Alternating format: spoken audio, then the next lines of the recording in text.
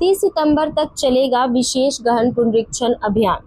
भारत निर्वाचन आयोग के निर्देश पर बिहार के सभी जिलों की तरह औरंगाबाद जिले में भी विशेष गहन पुनरीक्षण का कार्य किया जा रहा है। यह अभियान 25 जून से शुरू हो चुका है और 30 सितंबर तक चलेगा।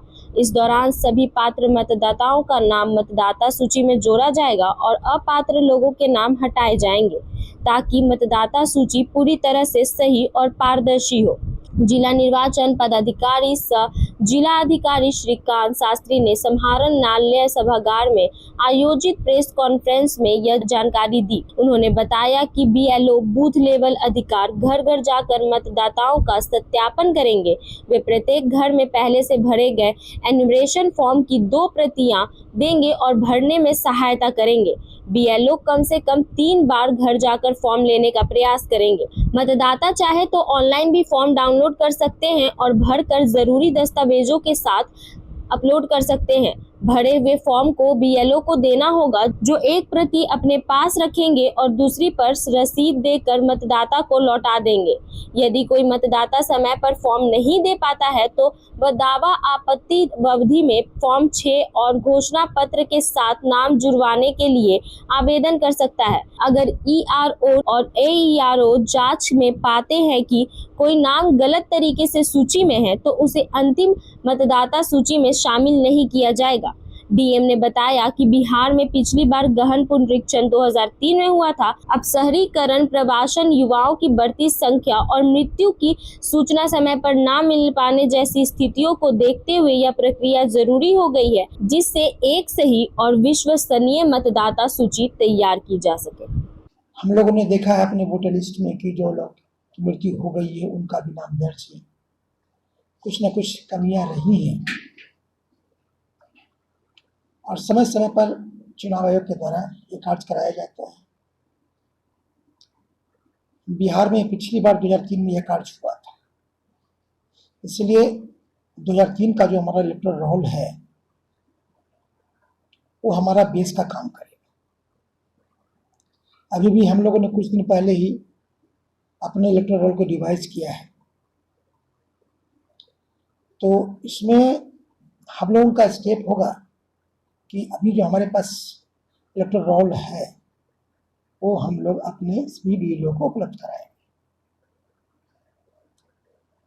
इसमें कई तरह की खामियां हम लोगों ने भी देखी है, आप लोगों ने भी देखी है कि एक परिवार का व्यक्ति है, उसका बूथ एक होना चाहिए और सीरियल नंबर भी एक साथ होना चाहिए।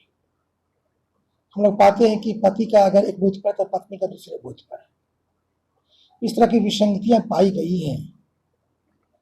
तो इन सभी बिंदुओं के मद्देनजर इलेक्शन कमीशन ऑफ इंडिया का एक कार्यक्रम तय हुआ है कि हम लोग इस वोटर लिस्ट को, इलेक्टोरल रोल को फिर से रिवाइज कर लें, गहनता से इसका विचार करते हुए, इसको अच्छे से देखते हुए हम लोग फिर से इसको तैयार करें।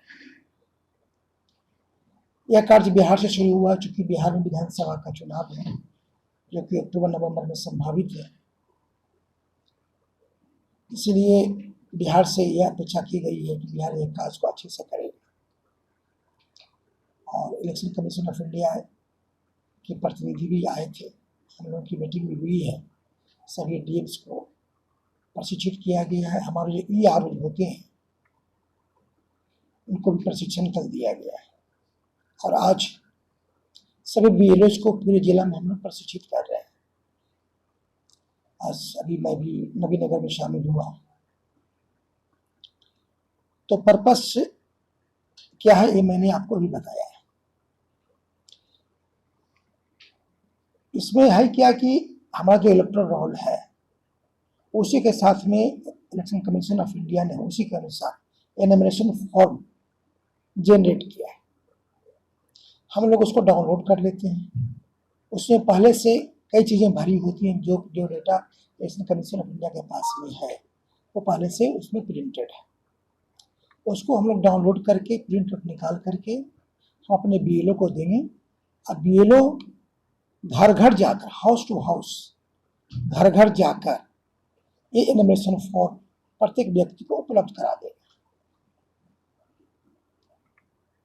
हम लोगों ने उनको एक स्टिकर भी दिया है, उनके पास बीएलओ के पास में किट भी रहेगा।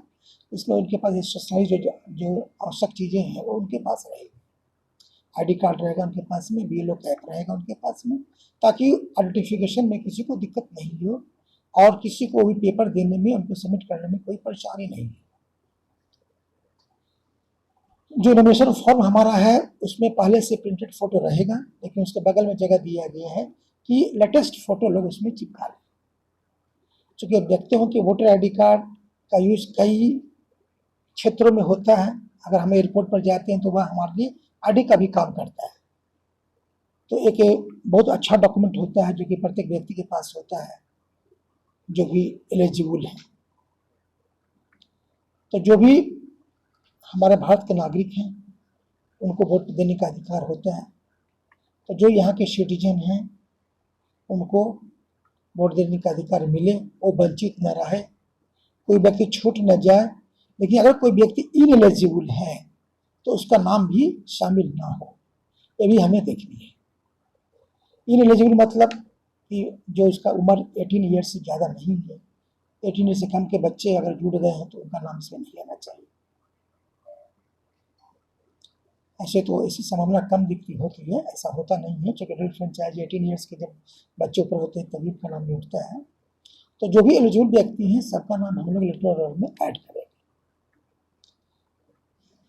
फॉर्म में कई चीज़ें लिखी हुई हैं और इस अपने आप में स्पष्ट है, लेकिन फिर भी अगर किसी व्यक्ति को भरने में दिक्कत हो तो हमारा बीएलओ उससे मदद करेगा। हमारे वॉलंटियर्स भी इसमें रहेंगे जो कि लोगों को मदद करेंगे, खास करके गरीब के लोगों को।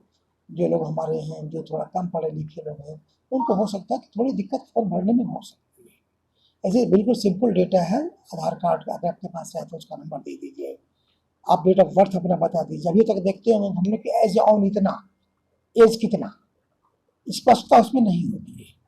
इसमें जब डेट ऑफ बर्थ आपका आ जाएगा तो एक कई रूप में इसका हम लोग उपयोग कर पाएंगे। तो एक बहुत अच्छा डेटा भी हो जाएगा और लोगों के पास में जो वोटर आईडी कार्ड जो नया मिलेगा वो अपडेटेड हो जाएगा। तो सबसे पहले बीएलओ हमारा इन्फॉर्मेशन फॉर्म घर घर जा करके दे देगा, स्टिकर चिपका देगा, उस पर उनका मोबाइल नंबर भी लिखा हुआ रहेगा और विजिट की तारीख भी उसमें लिखी रहेगी। उनको है कि 3 डेट पर आपको जाना है, 3 बार आपको जाना है। अगर कोई व्यक्ति नहीं मिलता है तो 3 बार जब विजिट कर लेंगे तो मान लीजिएगा कि हमारे बीएलओ ने काम अच्छे ढंग से किया है। तो व्यक्ति हो सकता है कहीं शिफ्ट कर गया होगा। और इसमें एक बात ही होती है ऑर्डिनरी सिटीजन। ऑर्डिनरी सिटीजन मतलब कि व्यक्ति यहाँ का सिटीजन है, किसी काम से सप्ताह 10 दिन के लिए कहीं बाहर चला गया, लेकिन वह हमारा ऑर्डिनरी सिटीजन माना जाएगा। तो अगल बगल से पता करके उनसे कनेक्ट करके उनको बुला करके उनसे फॉर्म हम लोग को कलेक्ट कर लेना है। अगर कोई व्यक्ति नहीं मिलते हैं तो हम लोग उनके घर के दरवाजे के नीचे से हम लोग उनको अंदर रख दें।